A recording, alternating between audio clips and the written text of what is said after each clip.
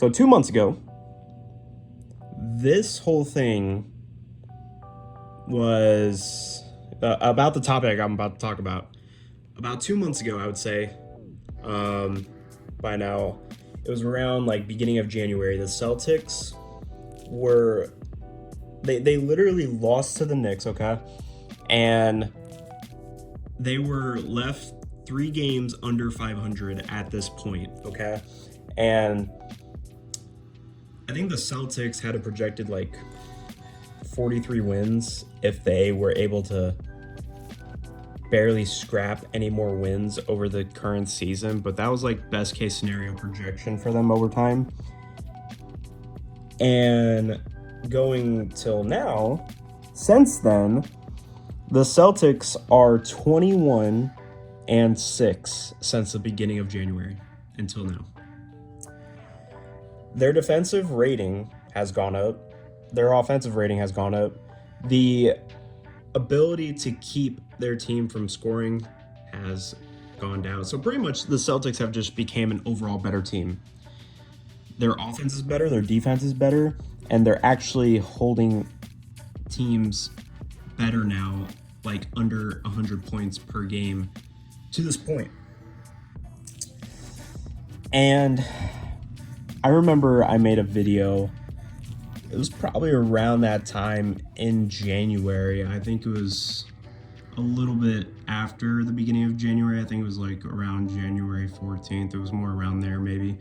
But pretty much at that point, I talked about, the Celtics are playing not the way that they need to, and this team is way more talented than what they're showing, And like I said, at that point, I was like, hey, All-Star game's coming up in February.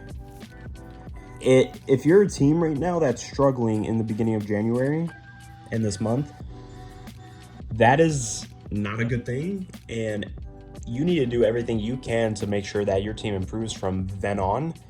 Because by time, like I said, if you get to the All-Star break and you're still a team that's not improving your record, you're still not getting better, you are going to stay where you're exactly at. Because a lot of people don't know this, but you people that are watching right now might know this just like I do, that most of the teams, by the time we get to the All-Star break, the records stay the same. Like not the records, but like the placing of the seeds for each team stay the same for everybody usually. Maybe 1 or 2 teams might move up in the conference, but that's about it. Nothing really changes, okay, from All-Star break. So let's say if the Celtics are like the 5th seed at the All-Star break, they pretty much stay around there by the time we get to the end of the season. So Celtics were struggling. I was like, hey, you got to do good now. There's no... If you don't start doing good now, you're pretty much screwed, because you're more than halfway through the season at this point. You only got 2 months left. It's make or break at this point. And the Celtics answered back. They were able to do that. They went on a 21-6 run so far, going into this month, which is insane. The Celtics are now not even, I don't even think they're even in the play-in tournament anymore, because I think they were barely in the play-in, if not in the play-in at all, but now they're like above the play. I think they're like the 6th or 5th seed now. I know the Cavs have been losing a lot of games, so they might have squeezed into the 5th spot. I haven't checked yet, but they're right around there. I don't think they're in the play-in anymore. I think they got around that. But it's crazy to see the improvements they made. And I kind of make a fun comparison where, you have the Celtics who were able to pull it together at this point in the season, and they were like, make or break, we got to do it right now. And they did it. They made one of the big trades that I thought was kind of underrated was Derek White. I felt like that was a really good acquisition, and they got Daniel Tice back. They've been pretty good for the Celtics. And then I think what I was going to say was, comparison-wise, I compare this to the Lakers, which is kind of weird, but think about the Lakers in this situation. Lakers and Celtics were both struggling at this point in time in the beginning of January, and I made 2 videos about each of them saying, hey, same concept. You got to step it up now. Otherwise, you're screwed. I mean, that's just how it is. Also, not just the team deserves, all the credit, but also players. I as I want to mention, like Jason Tatum, he's been going off. It's been amazing watching him and see what he's been doing these past couple months. Like I said, the Derek White trade was good. Brought in another guy, can score and play make. I felt like that was a good decision. Having Al Horford play his role on their team, still having Jaylen Brown, and Jaylen Brown's been doing his thing. He's been still playing great, putting over 20 points per game. But their whole team just overall has stepped up, and it's amazing to see.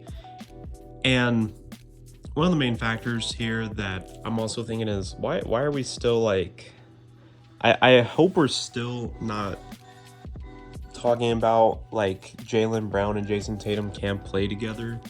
To me, that's never made sense, and I don't know where that ever came about in the media. I think they can play together. There's no reason that they can't. I think they're still just figuring things out.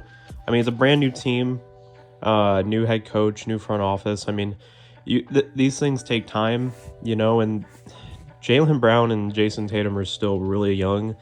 I think Jaylen Brown is like 25, and Jason Tatum is like 23.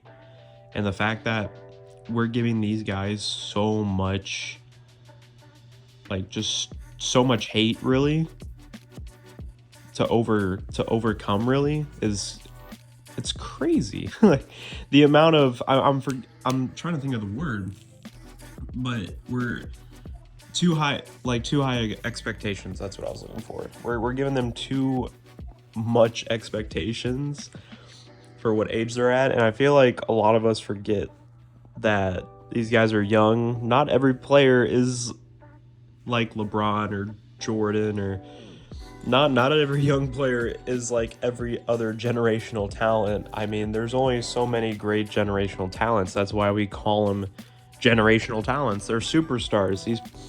These guys can come into the league and instantly be one of the greatest players we've seen ever. And I'm not saying Jason Tatum and Jaylen Brown are, like bad, but they're not at that level. So it takes time for them to grow. And I mean, Jason Tatum is a great player. I wouldn't be surprised in the next couple of years if he becomes one of the best players in this league. But we got to remember to take time with these guys. Like, we can't just jump to the gun and already give them so much high expectations. And I think another reason is because they've been to the playoffs so many times and early in their career that we forget how young they are. And we shouldn't.